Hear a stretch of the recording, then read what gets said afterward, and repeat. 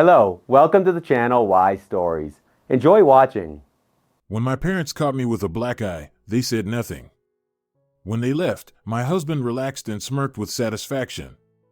But his joy was short-lived. 15 minutes later, the lock clicked again. Valentina Moreno had always treated her three-room apartment in the Palermo district as if it were a living being. Every time she came home from work, she would gently run her hand along the doorframe as though greeting the house. The apartment had come to her from her parents, ceilings nearly 3 meters high, parquet floors laid in 1939, walls half a meter thick, a true family nest, where even the creaking of the floorboards felt familiar and comforting. After her husband's death, Valentina lived in those spacious rooms with her son Diego. She worked as an accountant at a construction company and often stayed late, but she always made time to cook dinner for her boy. Diego grew up headstrong, used to getting whatever he wanted from a young age. Maybe it was her fault. She had spoiled her only child, too weary to say no after his father's death. Valentina preferred not to notice how her son was gradually turning into someone who believed the world should revolve around him. When Diego brought his fiancée Anna to meet his mother, Valentina had mixed feelings. On the one hand, the girl seemed too quiet, even timid. On the other, her gentle nature might balance out Diego's character. Anna worked at a library, held 2 university degrees, and spoke in a soft, melodic voice. "Very nice to meet you, Valentina," the girl had said, handing her a bouquet of daisies. "Diego has told me so much about you." Valentina took the flowers, noting how cold and trembling Anna's fingers were. Poor thing must be nervous, she thought. At the time, she didn't yet understand that the trembling wasn't just anxiety about meeting her future mother-in-law. Their romance developed quickly. Diego had met Anna at a corporate event. His company had rented a conference room in the cultural center where the library was located. He saw her at the reception desk, walked over to introduce himself, and 3 months later, he proposed. "Mom, we've decided to get married," Diego announced over dinner, placing a hand on Anna's shoulder. She sat with her eyes downcast, a blush spreading across her cheeks. "Well, children, if you're sure," Valentina dabbed her lips with a napkin. "When are you thinking of registering the marriage?" "In a month." "Why wait?" her son replied confidently, squeezing Anna's shoulder a bit harder than necessary.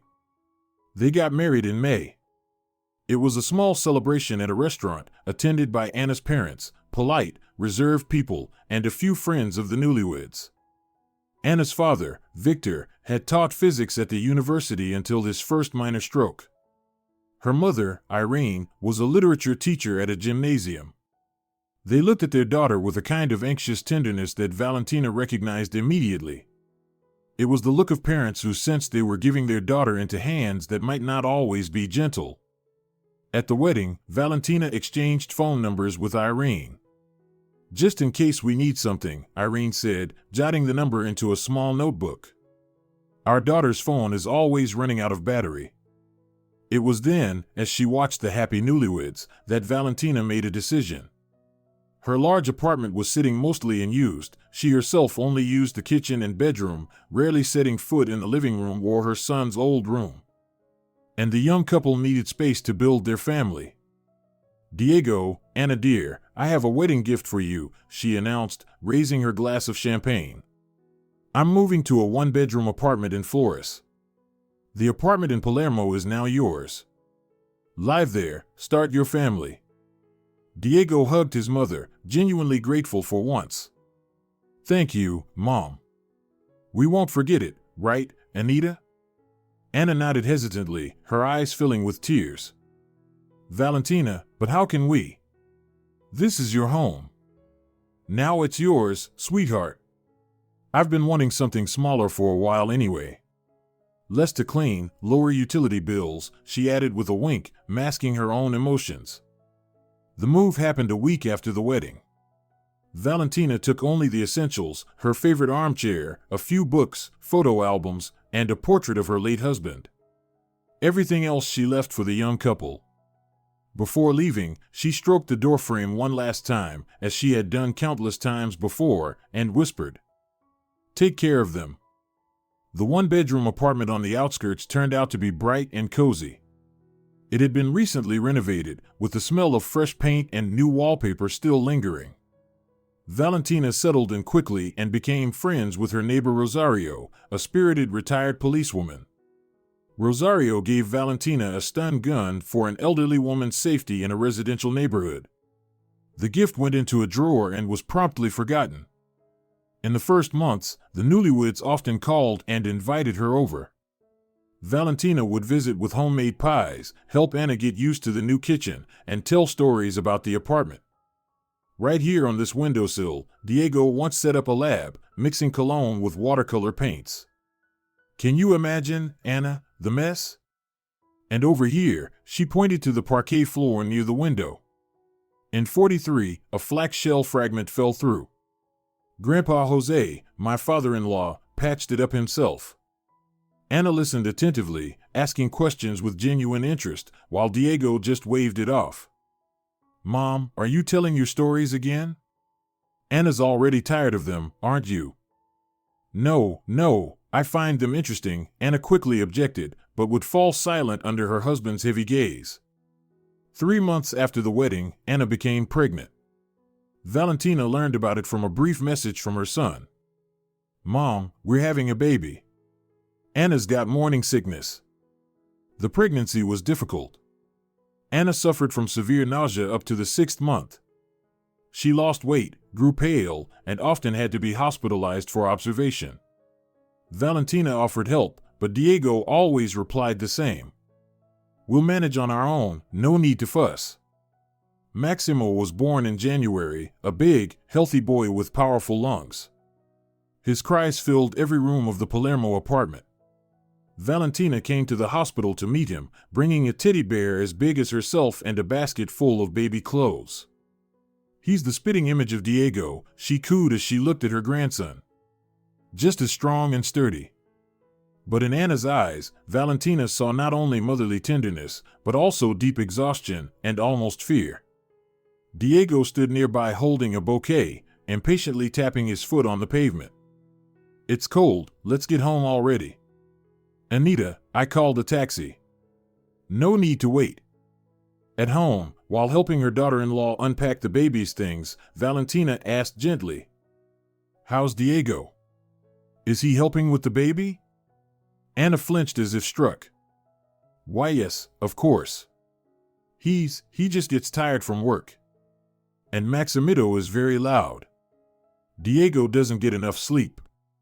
There was a note in her voice that Valentina didn't like, as if Anna were apologizing for something she hadn't done. You know, Anita, little ones are never easy. If you ever need anything, call me anytime. I'll come help. Thank you, Anna whispered. And for a moment, Valentina thought her daughter-in-law wanted to say something more. But just then, Diego entered the room. Mom, you're still here? We could use some rest, it's our first day home. Yes, of course. I'm leaving now, Valentina said, kissing Anna on the cheek. Take care of yourself, Anita. As she stepped out of the building, Valentina glanced back at the windows of the apartment, as if sensing something. But she brushed away the uneasy thoughts. Just a mother's nerves, she told herself, her son would mature, get used to fatherhood. Everything would be fine. It wasn't until she reached the door of her one-bedroom apartment that she remembered how Anna had flinched when Diego had casually brushed her shoulder. That reaction, the instant, unconscious fear, reminded her of something. That was exactly how her own mother used to flinch whenever her father came home drunk. I'll keep an eye on them, Valentina promised herself as she opened the door to her small flat. She had no idea then that she'd be forced to fulfill that promise much sooner than she expected. The first few weeks with newborn Maximito turned the spacious Palermo apartment into a war zone. The baby's cries shattered the silence at the most unexpected times, echoed off the high ceilings, and seemed to soak into the walls. With red-rimmed, sleepless eyes, Anna darted between the crib, the kitchen, and the bathroom, desperately trying to figure out what her baby needed. Why is he screaming again? Diego sat at the kitchen table, head in his hands. It was the 3rd night in a row he hadn't gotten any sleep before a workday. I don't know, Anna whispered as she rocked the baby. Maybe colic? Or teething? Teething? He's a month old. Diego slammed his cup down on the table. The dark circles under his eyes made him look like a trapped animal. I have to be at work in 3 hours. 3 hours, Anna. I haven't slept in 3 days. I'll try taking him to the far room, Anna said quickly, pressing Maximito to her chest and heading for the kitchen door. And what's that supposed to do? Diego stood up sharply, blocking her path. You think I can't hear him through the walls? Make him stop. It's your job. Anna instinctively stepped back, shielding the baby. Diego, I'm trying. I really am. Not hard enough. He slammed his fist on the table, making the dishes jump. Maybe my mother was right when she said you weren't ready for motherhood. It was a lie. Valentina had never said anything of the sort. On the contrary, she often praised Anna's patience and gentleness with the baby. But Diego had started using his mother's name as a weapon, knowing how much Anna respected her. I'll manage, was all the young mother could choke out, feeling a lump rising in her throat. She spent that night in the far room, rocking Maximito and crying silently. In the morning, Diego left for work, slamming the door without saying goodbye. Anna was left alone with the baby in a huge apartment where every creak of the floorboards now filled her with dread. From that day on, a crack formed in their relationship, thin, almost invisible, but growing deeper with each passing day. By the time Maximito was 2 months old, he had calmed down a bit and started sleeping longer through the night. Anna hoped that now, finally, their life would improve. But Diego had already grown used to playing the victim. He came home late from work, often smelling of alcohol, and criticized everything, from the mess in the apartment to the way Anna wrapped the baby in a swaddle. You can't even do this properly, he would snap, watching her change a diaper. Your hands are all thumbs. Sorry, Anna would automatically reply, even though she knew perfectly well she was doing everything right. Her friend Luz, who stopped by one afternoon, noticed a change in Anna. What's going on with you? You're so jittery lately. Anna tried to smile. Just tired from the baby. You know how it is, first child, it's not easy. Does Diego help? Luz glanced at the smiling photo of Diego on the wall. Of course, Anna replied too quickly. It's just, his job is tough, a lot of stress. Luz looked like she wanted to say something else, but just then Anna's phone rang. She glanced at the screen, Diego. Her expression changed immediately. Yes, Diego? Her voice grew quieter, almost submissive. No, I remember. Of course. I'll get it ready now. Yes, Svetka just stopped by for a moment. Okay, I'll tell her you'll be late. As soon as she hung up, she hurried to clear the cups off the table. Diego's going to be late. He has a meeting. Luz, I'm sorry, I still have a few things to take care of around the house. I can help, her friend offered, but Anna shook her head. No, I've got it. Thanks for coming by. After Luz left, Anna took some meat out of the fridge to prepare dinner, even though she knew her husband was unlikely to come home before midnight. She cooked, cleaned, did laundry, as if trying to create a perfect home where there'd be nothing for him to find fault with. Maximito was sleeping in his crib, and Anna kept checking on him again and again, just to make sure he was okay. Maybe I really am doing something wrong? The thought crossed her mind more and more often. Diego was so convincing in his accusations that Anna began to doubt her own competence, both as a mother and as a wife. By the time Maximito was 3 months old, Anna had almost completely stopped communicating with her friends. She declined Luz's calls, left messages from former colleagues at the library unanswered. Diego insisted that spending time with girlfriends was a pointless distraction, time that should be devoted to her family. I don't get what you even talk about, he would scoff whenever Anna timidly mentioned an invitation to Luz's birthday. Sit around gossiping? You've got a baby now, what parties? It's just tea at a cafe, Anna would begin, but the words would die under his heavy gaze. If you're so bored at home, maybe you should visit my mother instead. She might teach you a thing or two about how to keep a family together." Again, Anna heard a veiled reference to supposed criticisms from her mother-in-law, although whenever they met, which was rarely, Valentina was always kind, even concerned about Anna's condition. "Anushka, have you lost weight?" she would ask, studying the young woman's worn face with care. "You need more rest. Maybe I could take Maximito for the weekend. He can spend time with his grandma while you and Diego relax." "No, thank you," Anna would quickly refuse. "We're managing, he's just a fussy baby."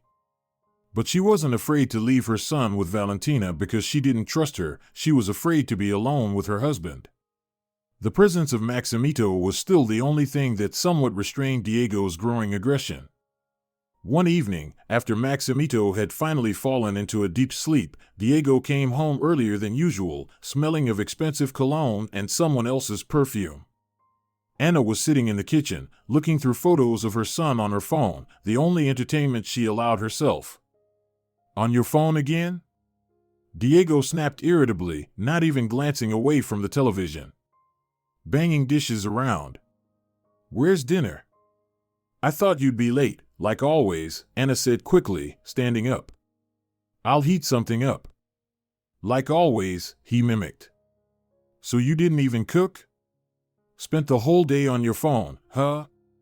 "It's just Maximito didn't nap well today, and You always have excuses," Diego said, stepping closer, towering over her. "Maybe it's time you stopped hiding behind the baby. I work my ass off all day to provide for you too, and when I come home, there's not even a meal. There are meat patties in the fridge," Anna backed toward the stove. "And soup. I made everything this morning." "Then why isn't it on the table?" He grabbed her wrist. "Why should I have to dig through the fridge after a day at work?" "Diego, you're hurting me," she whispered, trying to free her arm. "Hurting, are you? And what about me? You think it doesn't hurt to see my wife completely give up on her family? On me?" His face was right next to hers. Anna could smell the alcohol and realized he hadn't just had a drink with dinner, he was drunk. "I'll take care of it now," she tried to speak calmly, hiding her fear. "Just let me go, Diego." Instead of answering, he squeezed her wrist harder and jerked her toward him. "Maybe you should stop telling me what to do in my own house." "It's not your house," the words slipped out before Anna could stop herself. "It's your mother's apartment." The slap hit her cheek so fast, she didn't even see it coming. Her head snapped to the side, a ringing filled her ears. Instinctively, she covered her face with her free hand and stumbled back against the wall. Diego froze, staring at his palm as if he couldn't believe it had just struck her. For a brief moment, something like fear flickered across his face, but it quickly turned to rage. "You asked for it. Don't you ever talk about my apartment like that." He let go of her and stormed out of the kitchen, slamming the door behind him. Anna slid down to the floor, pressing a hand to her burning cheek. Tears ran down her face, but she didn't dare sob. What if Maximito woke up and Diego got angry again? That night, she didn't sleep at all, lying on the edge of the bed, as far from her snoring husband as possible. In the morning, Diego left without a glance, as if nothing had happened. Anna looked at the red mark on her cheek in the bathroom mirror and thought that maybe it was her fault. She shouldn't have mentioned Diego's mother. She shouldn't have provoked him. From that day on, it was as if Diego had crossed some invisible line. He no longer held back his words. He yelled openly, called her names, grabbed her by the shoulders and shook her when he was displeased. Anna learned to read his moods, to keep out of his way when she saw signs of irritation, but sometimes she didn't move fast enough. One evening, Maximito started crying while Diego was watching football. Anna rushed to the crib, but it was too late. Her husband was already striding across the room, fists clenched. "Why is he crying again? I can't even watch a damn match in my own house." "He just woke up," Anna said, picking up her son, trying to calm him. "He'll be quiet in a minute." "Give him to me." Diego extended his arms toward the baby. "I'll deal with it myself." "No." Anna stepped back, clutching Maximito tightly to her chest. For the first time, she openly defied her husband. "Don't touch him. You're drunk." She saw his expression change from surprise to rage. He took a step forward. "What did you just say?" "Don't come near us." Anna kept backing away until her back hit the wall. "Please, Diego, I'll calm him down. He'll be asleep soon." Diego stared at her for a long moment, then suddenly turned and stormed out of the room. A minute later, the front door slammed. He had left the apartment. Anna slowly slid down to the floor, rocking the now quiet Maximito in her arms, and burst into tears. For the first time in months, she allowed herself to release all the emotions she'd been holding in. Diego returned after midnight, clearly drunk. Anna pretended to be asleep as he dropped heavily onto the bed. But sleep wouldn't come. She lay there listening to his breathing, ready to jump up at the first sign of danger.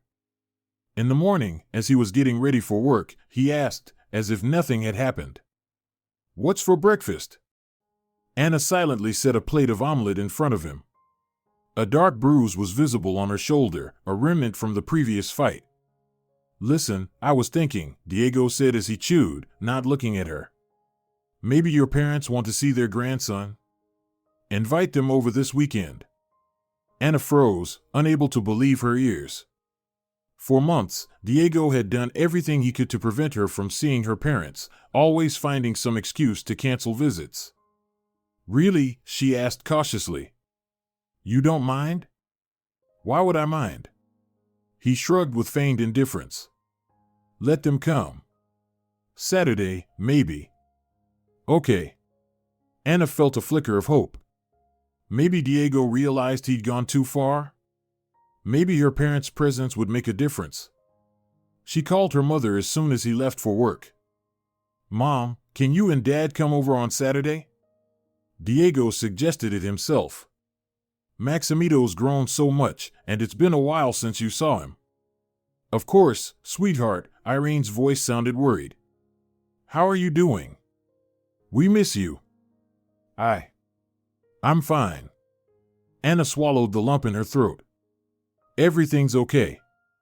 Come around 3, I'll bake a pie." After hanging up, she stood by the window for a long time, staring at the wide-branched trees in the yard. Something deep inside told her that Diego's sudden interest in seeing her parents didn't bode well. But she had no choice. That evening, Diego came home in unusually good spirits. He even brought a bottle of wine for Saturday's lunch with Anna's parents. Anna tried not to show her unease, but all night she had nightmares in which she was trying to hide Maximito from some invisible threat.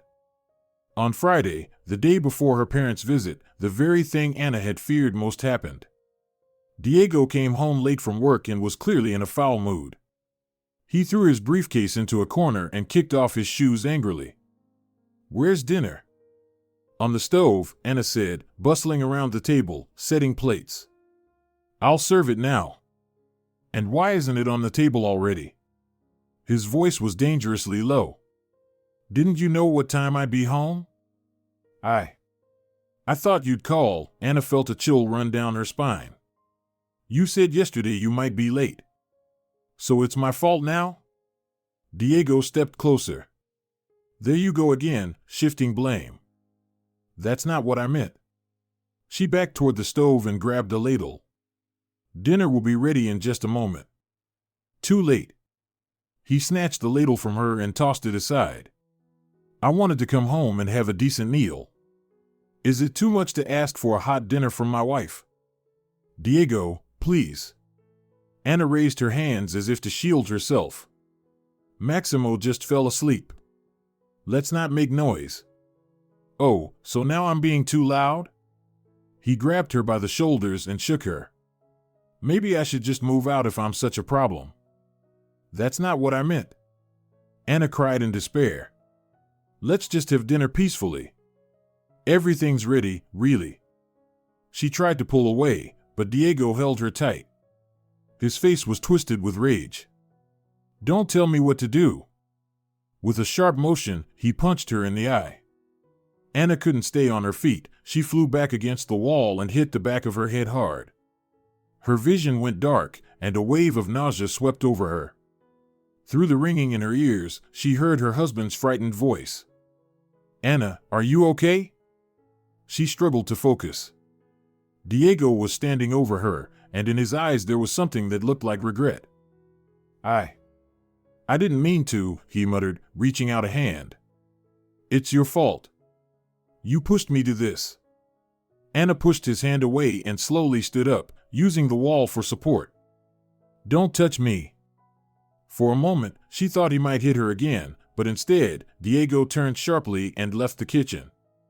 A minute later, she heard the front door slam. With trembling hands, Anna felt the back of her head, a lump, but no blood. There would be a bruise by morning, but she could hide it with her hair. But what was she supposed to do about the black eye? She made her way to the bedroom and collapsed onto the bed, too exhausted even to cry. Diego returned after midnight. Anna lay awake, listening to him stumble around the hallway, dropping things and cursing under his breath. Then heavy steps came toward the bedroom, and he sat down on the edge of the bed, placing a hand on her shoulder. "You're awake? I'm sorry. I didn't mean to push you." He smelled of alcohol and cigarettes. Anna said nothing, pretending to be asleep. "Your parents are coming tomorrow," Diego continued, stroking her shoulder. She barely managed not to flinch from the disgust that rose inside her. "Let's not ruin the visit, okay? I'll buy your mom some flowers." He kept muttering something, but Anna had stopped listening. Her mind was on the next day, how she would hide what was happening from her parents. Her father still hadn't fully recovered from his stroke. He couldn't take any stress. And her mother? It would break her heart to find out how her daughter was really living. "I can handle this," Anna repeated to herself. "It's just a rough patch. Diego will change once he adjusts to fatherhood." But deep down, she no longer believed her own excuses. Saturday morning began for Anna long before sunrise. She had barely slept, lying awake next to Diego's snoring form, mentally planning for her parents' visit. As soon as the first rays of sunlight filtered through the curtains, she carefully slipped out of bed, trying not to wake him. The kitchen was quiet and cool. Anna turned on the kettle and pressed her forehead against the cold window glass. The courtyard outside was still asleep. Only a janitor in an orange vest was slowly sweeping the paths. She watched his steady movements, and for a moment it seemed to her that somewhere beyond this apartment, another life existed, calm, predictable, safe. What will I tell my parents? The question that had tormented her all night returned again. The bruise under her eye had deepened to a dark purple overnight. She tried to conceal it with foundation in the bathroom mirror, but it was hopeless, especially in front of her mother, who could always see straight through her. By 8 o'clock, the apple pie was already on the table, filling the kitchen with the scent of cinnamon. Anna had washed the floors, dusted the furniture, changed the bed linens. Cleaning helped her not to think. When your hands are busy, your mind goes blank, the only relief she'd had in recent months. At 9, Maximito woke up, loudly demanding attention. Anna rushed into the nursery and scooped him into her arms. "Shoo, little one, Daddy's still sleeping," she whispered, holding him close to her chest. She fed the baby, changed him, and laid him back down. Maximito looked at her with clear eyes so much like Diego's, and Anna felt her heart tighten. Sometimes, in the darkest moments, she feared her son would grow up to be just like his father. And the thought made her hate herself. Diego appeared in the kitchen around 11, sleepy and sullen. "Already cleaned up," he said, glancing around the spotless kitchen. "Good job." Anna silently placed coffee and toast in front of him. This strange semblance of praise from her husband stirred nothing but tension. After the incident the night before, she kept her distance, avoiding eye contact. "Listen, about yesterday," Diego began, biting into his toast. "You know I didn't mean to. Work's been a mess, nerves shot." "I understand," Anna replied automatically, though she didn't understand anything. "Good." He took a sip of coffee. "What time are your parents coming?" At 3. Perfect. I'll have time to pick up wine and flowers for your mom, Diego said, smiling like the perfect son-in-law. Maybe something for your dad too? Brandy, maybe? He's not allowed to drink after the stroke, Anna reminded him softly. All right, I forgot. Diego shrugged. Then something non-alcoholic. Juice or sparkling water? Anna nodded, stirring her cold tea. Diego's sudden concern for her parents only made her more uneasy. She recognized the pattern. After a burst of aggression, he would become caring, attentive, as if trying to atone. But it never lasted. By 2 o'clock, the apartment gleamed with cleanliness. Anna had put on her best dress, red, with long sleeves, and styled her hair to fall in such a way that it partially hid the bruise. Her makeup was heavier than usual, and she felt uncomfortable behind the mask. Diego returned with the shopping, an expensive bottle of red wine, a bouquet of chrysanthemums for her mother, a box of chocolates for her father.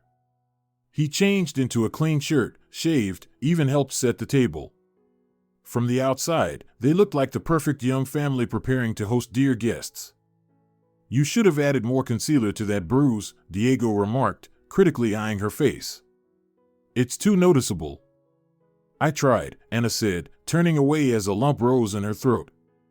I can't cover it any more than this. Fine. Let's say you slipped in the bathroom. Diego adjusted his shirt collar in the hallway mirror. Fell and hit the sink. Sounds believable. Anna nodded silently. She had come up with that same story earlier that morning, but hearing Diego say it in such a businesslike tone was unbearable. At exactly 3 o'clock, the doorbell rang. Anna flinched, as if struck by electricity. Diego placed a hand on her shoulder, giving it a light squeeze, whether supportive or warning, she couldn't tell. Smile, Anita. Everything's fine with us, right? She forced a smile and went to open the door. Her parents were standing on the threshold, Irene with a large bouquet and Victor leaning on a cane. Since the stroke, he had lost weight, grown gaunt, but his eyes remained sharp and observant. He was never a man of many words, but his silence always carried meaning. Sweetheart. Irene embraced Anna tightly, and Anna winced involuntarily from the pain in her bruised shoulder. Her mother immediately stepped back, scrutinizing her face. What's wrong, Anna? You've lost so much weight. I'm fine, Mom. Anna tried to smile. Just tired, not getting much sleep with the baby. Come in, take off your coats. She helped them with their outerwear, doing her best to keep the bruised side of her face turned toward the wall. But nothing could escape her mother's sharp eye. What happened to your eye, Anna? Irene asked quietly once Diego stepped aside to help Victor with his coat. It's nothing. Anna averted her gaze, repeating the lie she'd prepared. I slipped in the bathroom and hit the sink. Just an accident. Her mother looked unconvinced but didn't press the issue. Be more careful. Now, where's my grandson? In the nursery, still sleeping, Anna said, relieved to change the subject. He should be waking up any minute now. Diego approached, radiating warmth. Irene. Victor. I'm so glad to see you. He helped his father-in-law remove his coat, gently supporting him by the elbow. Victor moved slowly, carefully placing each foot. His right arm, affected by the stroke, still didn't work well. Hello, Diego, he said, shaking his son-in-law's hand. How's work? Everything's great. Diego took the bags from his mother-in-law's hands. Anita. Help your mom with her coat. I'll take this to the kitchen. The living room greeted her parents with cozy warmth and the scent of fresh pastry. Anna helped her father into an armchair, placing a pillow behind his back. Her mother sat down nearby, not taking her eyes off her daughter. How are you, Dad? Anna asked, perching on the armrest of his chair. You look better than last time. Little by little, Victor gently squeezed her hand with his good one. The doctors say there's steady progress. And you, daughter, how are you? Something in his voice, and his attentive gaze, made Anna look away. I'm fine, Dad. Just getting used to being a mom. And where's Maximito? Irene glanced around, as if expecting to see her grandson crawling out from behind a corner. I'll go wake him, Anna said, standing up. He usually naps after lunch. She left the room, her heart pounding. It felt like her parents could see right through her. And keeping up the appearance of a happy family was becoming harder and harder. In the nursery, Maximito was already awake, lying in his crib and staring up at the mobile overhead. When he saw his mother, he smiled his toothless smile, and tears welled in Anna's eyes. Hi there, little one, she whispered, lifting him into her arms. Grandma and Grandpa are here to meet you. Will you be good for them? Sometimes, she felt like these moments were the only thing keeping her going, the warm weight of her child in her arms, his smile, the scent of baby shampoo in his hair. When she returned to the living room with Maximito, Diego was already setting out snacks on the table. He smiled when he saw his son. There's our little warrior, wide awake. Go on, show yourself to Grandma and Grandpa. Irene beamed, reaching out for her grandson. Let me see this little rascal. Anna handed Maximito to her mother, who began admiring him with delight. Oh my, how big you've gotten. A real little man. Victor watched his grandson from his chair, a smile tugging at the corners of his mouth. Then, limping slightly, he made his way to the nursery and stood silently for a long time, looking at the neatly arranged toys around the crib.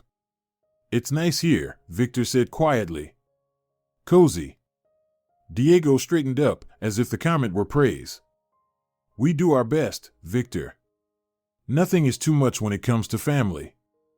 Lunch was strained.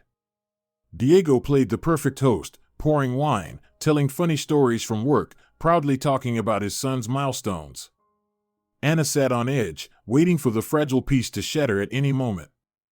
Her parents behaved strangely, especially her father, who hardly took his eyes off her. Irene tried to keep the conversation going, asking about the neighbors, their summer plans, but her questions seemed to hang in the air unanswered. Victor barely ate, mostly just pushed food around his plate. He rarely spoke, but he watched Diego's every move closely. How's Valentina doing? Irene asked while slicing the pie. We haven't seen her in a while. Mom's fine, Diego shrugged. Settling into her new apartment, making friends with the neighbors, stops by now and then to watch the baby. Anna flinched at the lie. Her mother-in-law had indeed offered to help, but Diego always found some excuse to say no. Send her our regards, Irene said, setting down the knife. She's a good woman. Very kind. I will, Diego replied with a smile, though a flicker of irritation crossed his eyes. When Maximito woke up and started fussing, Victor slowly made his way to the nursery, limping slightly. He stood over the crib for a long time, studying his grandson's tiny face, then carefully lifted him into his arms. Takes after his granddad, he murmured with a smile. Stubborn forehead and all. Anna came over and adjusted the baby's blanket. Careful, Dad, he's heavy. I've got it, Victor said gently, rocking the baby. Don't worry. Their eyes met, and Anna saw understanding and pain in her father's gaze. He knew. Somehow, through instinct, or just a father's intuition, he understood what was happening in this home. Anna looked away, her cheeks burning with shame. After tea, Diego suggested that Victor join him for a cigarette on the balcony. Anna knew her father had quit smoking after the stroke, but to her surprise, he agreed. The men stepped out, leaving the women to clear the table. Anna, Irene said quietly once the balcony door closed behind them. What's going on? What do you mean? Anna began hurriedly stacking plates. Everything's fine. That bruise. You didn't fall in the bathroom, did you? Anna froze, keeping her eyes down. Mom, really, it's nothing serious. It was my fault. Is he hitting you? Her mother's voice trembled. Look at me, daughter. Anna lifted her gaze, filled with shame, fear, and despair. Irene gasped and brought a hand to her mouth. Oh my God. How long has this been going on? It was the first time, Anna lied, turning away. He didn't mean to. He just pushed me, and I fell badly. The first time is never the last. Irene took her daughter's hands. Anna, you have to leave him. Pack your things, take Maximito, and come stay with us. Where would we go? Anna gave a bitter smile. To your one-room apartment? With Dad recovering from a stroke? Mom, that's not realistic. We'll figure something out, her mother insisted. The most important thing is to get out of here. I'm not going anywhere, Anna pulled her hands free. This is our home. Diego's just under a lot of stress at work. He'll change. Irene looked at her daughter with pain and desperation. You're saying exactly what my mother used to say when my father came home drunk and hit her. He'll change. He's a good man, just under pressure. No one changes, Anna. It only gets worse. It's different for us, Anna said stubbornly, though she no longer believed her own words. Out on the balcony, the men were having their own conversation. Victor stood leaning on the railing, gazing out at the courtyard. Diego nervously rolled an unlit cigarette between his fingers. He only smoked socially, on rare occasions. Nice weather today, Diego offered, trying to make polite conversation. Anna says she slipped in the bathroom, Victor said, still staring straight ahead. Do you believe that? Diego flinched but quickly composed himself. Of course. What else could have happened? I don't know. Victor turned toward him, and in his eyes, Diego saw a cold, focused fury. Maybe her husband raised a hand to her? Victor, Diego gave a nervous laugh. You don't actually think I'm not guessing. I know, his father-in-law interrupted calmly. I've seen men like you. I used to work with troubled teenagers at school. I know all the signs. Look, Diego began to bristle. This is between me and Anna. It's a private family matter. No one else should be interfering. My daughter is my business, Victor said, straightening up despite the pain in his bad leg. And I won't let you hurt her. And what are you going to do? Diego looked him up and down with contempt. Hit me with your cane? Victor didn't answer. He just stared at his son-in-law with a long, measured gaze that made Diego deeply uncomfortable. Remember this, Victor said at last. If anything happens to Anna or Maximito, I will find a way to make you pay, even if it's the last thing I do in this life. He turned and, leaning heavily on his cane, walked back into the apartment. Diego remained on the balcony, gripping the railing until his knuckles turned white. The old man's threat didn't frighten him. What harm could a sick, frail pensioner really do? But it did sting. Diego had always seen himself as the one in control, and now here was a half-paralyzed teacher daring to threaten him. Back in the living room, Victor locked eyes with his wife. An unspoken signal passed between them. Irene gave a subtle nod. We should go, she announced, rising from her chair. Thank you for the lovely meal, sweetheart. So soon? Anna looked at the clock in surprise. But you just got here. Your father has a routine, her mother reminded her gently. He can't overexert himself. Diego came in from the balcony, still brooding from his conversation with Victor. Already leaving? Maybe stay for some more tea? No, thank you, Irene said, gathering her bag. Victor needs to rest. They said their goodbyes in the hallway. Irene hugged her daughter tightly and whispered in her ear. Call us anytime, for anything. We'll come. Victor stroked his grandson's head, then turned to his daughter. Take care of yourself, dear. There was so much unspoken pain in his voice that Anna barely managed to hold back her tears. Diego walked them to the elevator, playing the part of the caring son-in-law. When he came back inside, he let out a loud exhale and dropped heavily onto the couch. Well, finally. I thought they'd never leave. Anna silently cleared the remains of the meal from the table. Your father's in bad shape, Diego went on, pouring himself a glass of brandy. barely walking, yet still trying to lecture me. What do you mean? Anna asked warily. Nothing, he waved his hand dismissively. Just that the old man's completely lost it, started saying all sorts of crap to me out on the balcony. Anna froze, a plate in her hands. What kind of crap? Diego downed the brandy in one gulp and winced. Forget it. He turned on the TV, pretending the conversation was over. Anna went into the kitchen, her mind racing. Something had definitely happened between her father and her husband on the balcony. Diego had come back inside visibly tense. After leaving the building, Irene and Victor walked in silence for a while. Only after they had gotten far enough from the apartment did Irene speak. What do you think? He hits her, Victor said bluntly. And it's not the first time. I knew it, Irene clenched her fists. What are we going to do? She doesn't want to leave him. She's scared, Victor leaned heavily on his cane. And rightly so. That man is dangerous.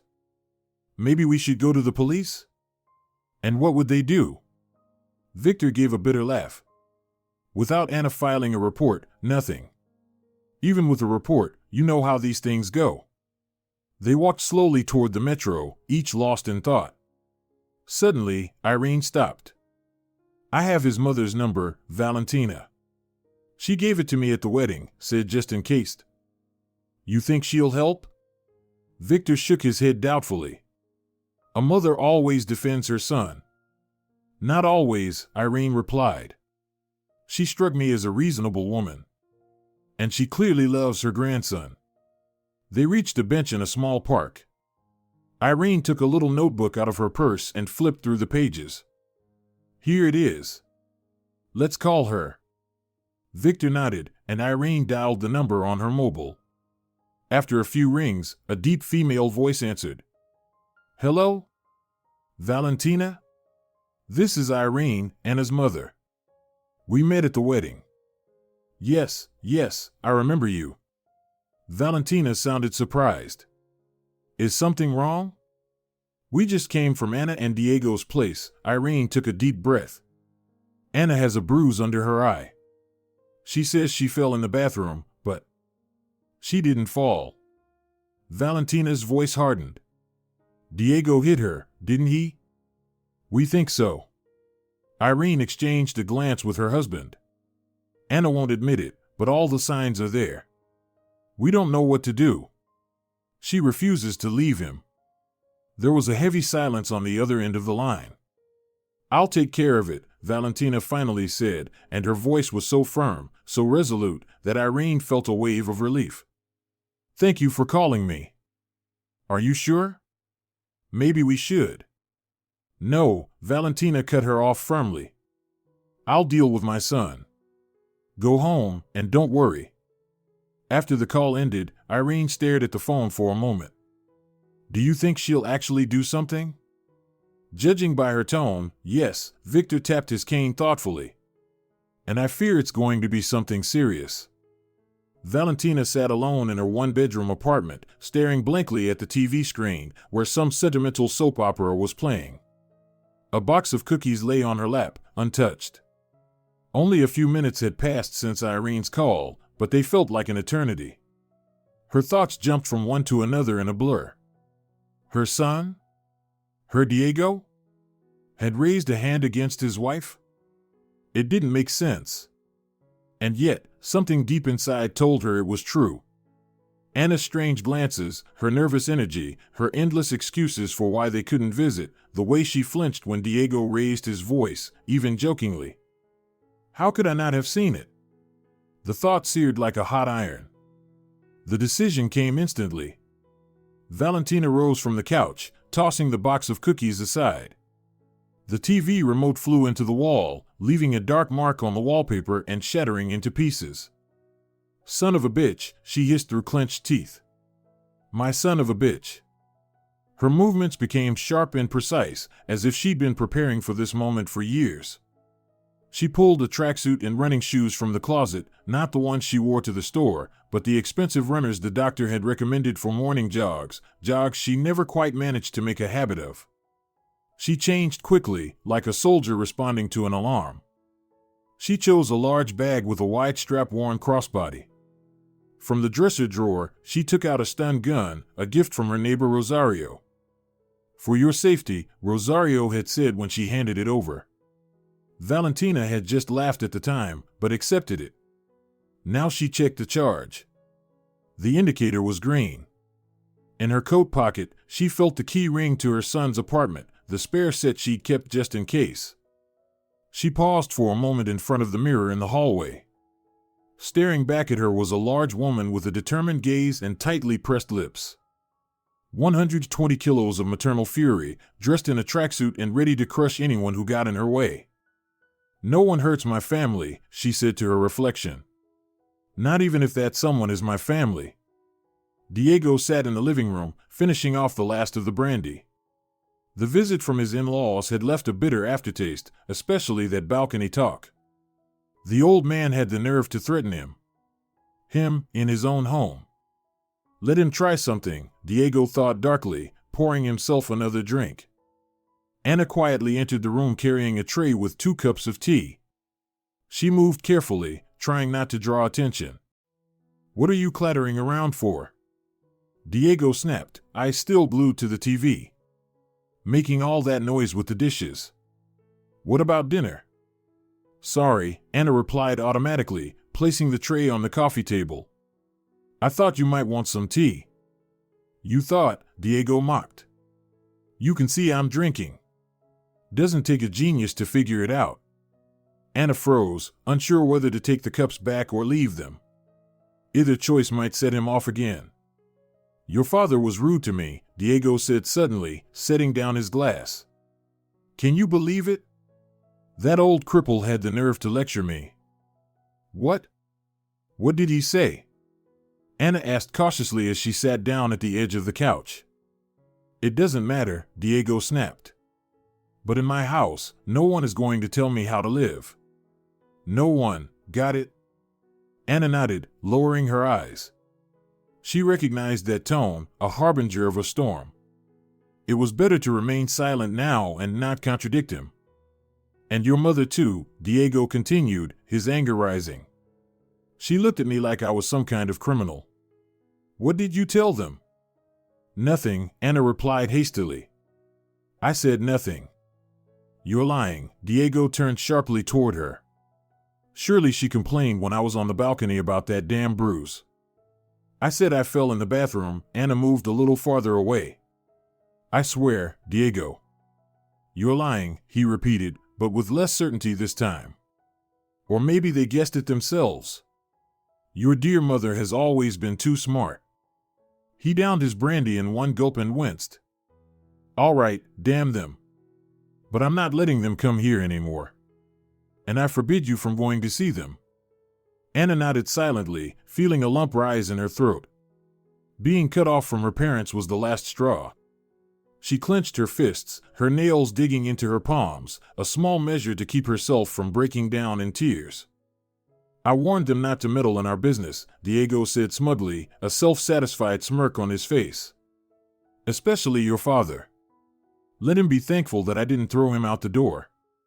Anna lifted her head, anger flashing in her eyes. "Don't you dare speak about my father like that." "What?"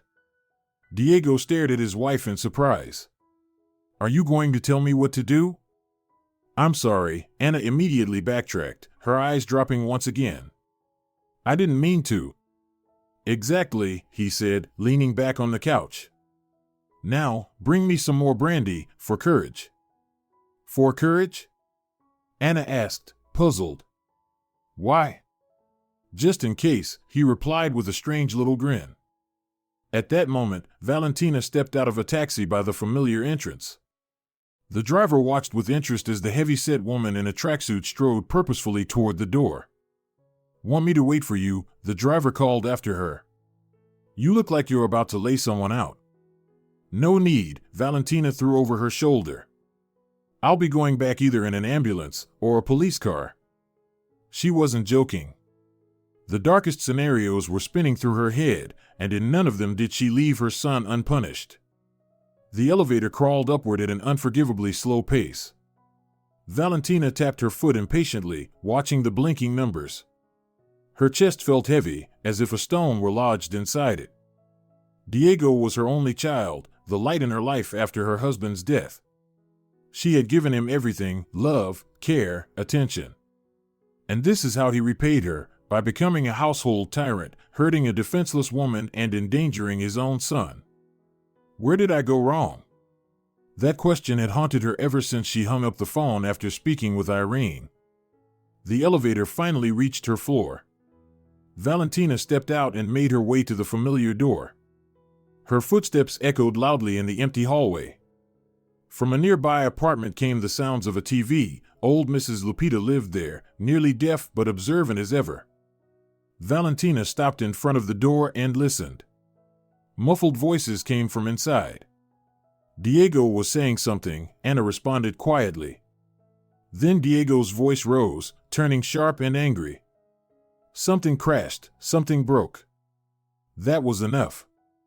Valentina took out the keys, but instead of unlocking the door, she stepped back and kicked it hard. The frame groaned, but the door held. The second kick was harder. She threw her entire weight and fury into it. The door tore off its hinges and crashed to the floor with a deafening bang. In the doorway stood Valentina, 120 kilograms of righteous maternal fury, clad in a tracksuit and sneakers. "Mom?" Diego rushed out of the kitchen, a bottle in hand, trying to make sense of what was happening. "What the hell are you doing?" Valentina didn't answer. She silently reached into her bag, pulled out the stun gun, and flipped off the safety. The room fell into a tense, ringing silence. "Mom, what are you doing?" Diego's voice wavered. "What happened? Where's Anna?" Valentina asked, not lowering the stun gun. "In the kitchen." Diego took a step back. "Listen, just tell me what's going on. Why did you break the door down?" Valentina didn't answer. She moved forward, circling around her son without ever turning her back on him, like a trained fighter assessing her opponent. "Anna," she called, eyes locked on Diego. "Come out here." Anna cautiously peeked out from the kitchen. Her face was pale, and the bruise under her eye was clearly visible. "Valentina," she said in confusion. "What are you?" "Take the baby and go to the bedroom," her mother-in-law ordered. "Lock the door and don't come out until I say so." "What's going on?" Diego barked, stepping toward his mother. "Have you lost your mind? Don't move." Valentina raised the stun gun at him. "One more step, and you'll get to know 50,000 volts up close." Diego froze, unable to believe what he was seeing. His mother, always so gentle, so caring, now stood before him like a furious fury, fully ready to make good on her threat. "Anna, do what I said," Valentina repeated, not taking her eyes off Diego. "Now." Anna rushed into the nursery, grabbed the sleepy Maximito, clutched him to her chest, and disappeared into the bedroom. The lock clicked shut. "Now let's talk, son," Valentina said, stepping forward. "Just you and me." "Talk about what?" Diego swallowed hard, glancing between his mother and the bedroom door. "What's gotten into you?" "Anna's parents called me." Valentina's voice was quiet, but every word rang like steel. "Told me about the bruise. About how you treat your wife. And you believed them?" Diego laughed nervously. "She fell in the bathroom, Mom. Slipped. Ask her yourself. Don't lie to me." Valentina's eyes narrowed. "I see right through you, Diego. I always have, I just chose to ignore it. That's my fault." "What fault?" he snapped. "You barged into my home, threatening me over some nonsense." "Yeah, sure, Anna and I argue, like any couple. But I never." "Shut up." Valentina cut him off. "I know what you've done. I see it in your eyes, and how Anna is afraid of you. And how you lord over my apartment like some kind of king." "Your apartment?" Diego flared. "You gave it to us." This is our home now. You're wrong, Valentina said, shaking her head. I never signed it over to you. It's still legally mine. And it's going to stay that way. It was a punch to the gut. Diego had always believed the apartment was his, by right, as the only son, the heir. His mother had said she was giving the home to the young couple, but as it turned out, she'd never made it official. You tricked me, he murmured. No, Valentina said, not lowering the stun gun. I really did intend to give you the apartment. But something kept me from going to the notary. Instinct, maybe. And thank God for that. Diego was beginning to boil. His face flushed red, a vein bulged on his forehead. So all this time you were just letting us live here? Out of pity? Out of love, Diego, Valentina's voice wavered. Love for you, for Anna, for my grandson. I wanted to give you a good start. But you ruined everything. Me, he shouted, hurling the bottle to the floor. It shattered, glass scattering across the room. I work like a dog to provide for this family, and you. He didn't finish. Valentina closed the distance between them in a flash and, without warning, jabbed the stun gun straight into his chest. The jolt surged through Diego's body. He screamed and crumpled to the floor like a felled tree. His body convulsed from the residual current, eyes rolling back. God forgive me, Valentina whispered, staring down at her curled-up son. But there was no other way. At that moment, the bedroom door creaked open, and a frightened Anna peeked out, holding Maximito in her arms. Valentina, what happened? I heard a scream. Everything's fine, Valentina lowered the stun gun. Diego's just taking a little rest. Lock the door and don't come out until I say so. Valentina crouched down next to her son and checked his pulse. Strong and steady. Nothing serious, just temporary paralysis from the shock. He'll wake up soon. And indeed, within a minute Diego groaned and began trying to move. His limbs were sluggish, but consciousness was returning. What did you do? He rasped, struggling to focus. What I should have done a long time ago. Valentina stood, towering over him. Now listen carefully. You have two options. Diego remained silent, still unable to get off the floor. Option 1, you pack your things and leave. Today.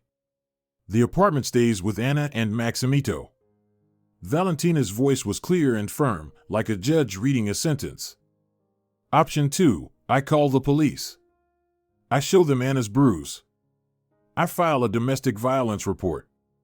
Your job, your career, it's all over. You wouldn't do that, Diego tried to smirk, but it came out as a twisted grimace. I'm your son. Exactly why I'm giving you a choice, Valentina said, her face unreadable.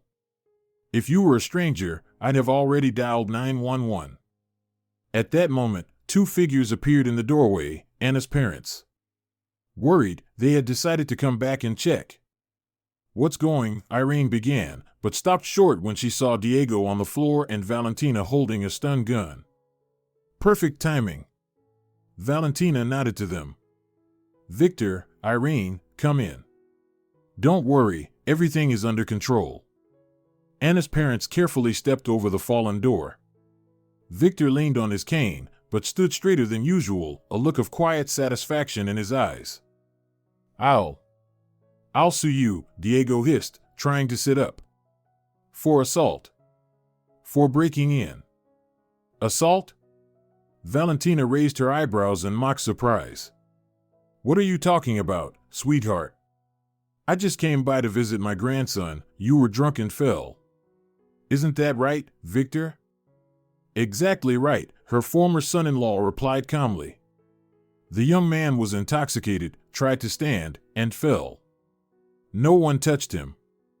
Two witnesses, Valentina added with a smile devoid of warmth. Against your word, Diego. Who do you think they'll believe? Diego managed to sit up, leaning against the wall. His eyes darted between his mother and his in-laws. He knew he had lost. Fine, he growled through clenched teeth. I'll leave. But don't think this is over. For you, it is over, Valentina replied coldly. At least in this apartment, and in Anna and Maximito's life. Tomorrow, we're filing for divorce. You don't have the right to decide for Anna, Diego snapped. I think she'll agree, Valentina said, turning toward the bedroom door. Anna, you can come out. It's safe now. The door opened slowly. Anna stood in the doorway holding the baby, her eyes wide as she looked at the people gathered in the living room. Mom? Dad, she said, scanning their faces, still trying to make sense of what was happening. It's all right, sweetheart, Irene stepped toward her and gently wrapped an arm around her shoulders. Everything's going to be all right now. Diego is leaving, Valentina said simply, looking her daughter-in-law in the eyes. For good. The apartment is yours and Maximito's now. What? Anna looked confusedly from her husband to her mother-in-law. But. No buts. Valentina said firmly. I know everything, Anna. About the bruise. About how he treated you. This is the end. Anna stayed silent, holding her son tightly. Her eyes were filled with a storm of fear and hope. Anna. Tell them. Diego tried to stand, but his legs were still weak. Tell them it wasn't like that. That you fell in the bathroom. Anna looked at her husband with a long, steady gaze. Something broke inside her, the last thread tying her to this man. No, Diego, she said quietly but firmly. I didn't fall. You hit me. And it wasn't the first time. Those words seemed to release something long buried, a truth finally spoken aloud. Anna burst into tears, the tears flowing freely down her cheeks. Irene pulled her daughter into a tighter embrace. Victor placed a hand gently on her shoulder. Diego stared at his wife, his face twisted in hatred. Traitor. I did everything for you, and you. Shut up. Valentina cut him off sharply. One more word, and I'll use the stun gun again. Now pack your things. You have 10 minutes. She helped her son to his feet and led him to the bedroom. A duffel bag was already waiting there. Valentina had clearly foreseen this ending. Start packing, she repeated. Only the essentials. You can send someone else for the rest.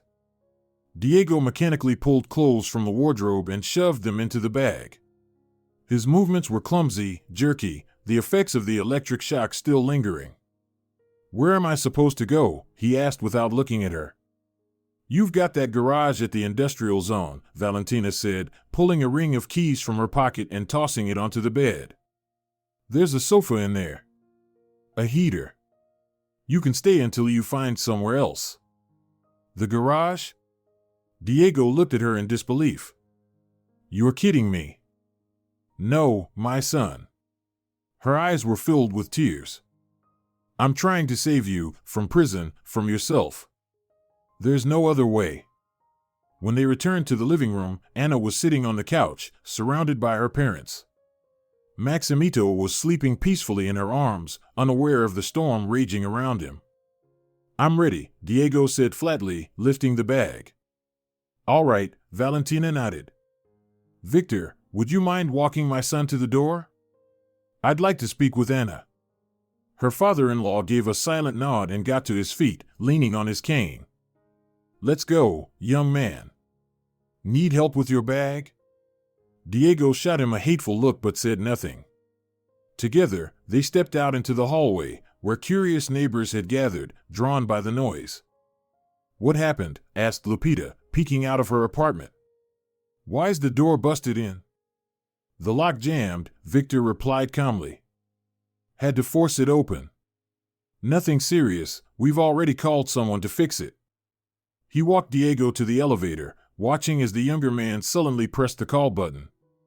Remember this, Victor said quietly as the elevator doors opened. If you try to come back or hurt Anna or Maximito again, you'll have serious problems. We're watching you. Diego looked like he wanted to snap back, but something in his father-in-law's eyes stopped him. This frail, scholarly man suddenly seemed like a formidable opponent. Diego stepped into the elevator and pressed the button for the ground floor. As the doors slid shut, Victor exhaled and leaned against the wall. His heart was pounding, the hand gripping his cane trembled. The divorce was finalized a month later. Now Diego rents a one-bedroom apartment on the edge of the city, pays child support, and sees his son on Saturdays. True to her word, Valentina bequeathed her apartment to her grandson. If you're enjoying it as well, leave a like and subscribe to the channel.